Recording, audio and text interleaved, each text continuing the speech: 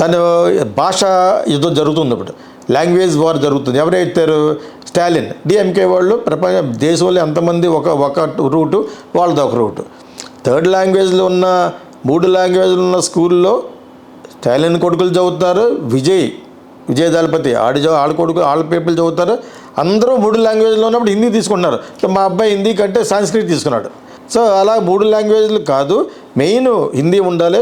కావాలంటే 3వ లాంగ్వేజ్ తెలుగు పెట్టుకోండి అని ఈరోజు కొత్తగా మోడీ గారును అమిత్ షా వచ్చి సౌత్లో పాగా వేయడం కోసం ఎన్నెన్నో చేస్తున్నారు. అవి పొరపాటు అని చెప్పేసి స్టాలిన్ మేలుకొని అందరు చీఫ్ మినిస్టర్లను పోగు చేసి ఇది ఎగెయినెస్ట్గా చేయాలి, హిందీ ఎందుకు ఉండాలి అన్నాడు. అది పొరపాటు. హిందీ ఎందుకు ఉండాలి ఉంది?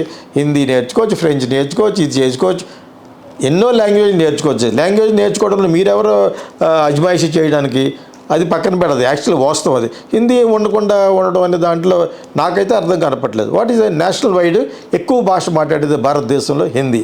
తర్వాత ఏది తెలుసుకోకపోతే తెలుసుకోండి, తర్వాత తెలుగు, హిందీ తర్వాత బాగా, దాని తర్వాత బెంగాలీ.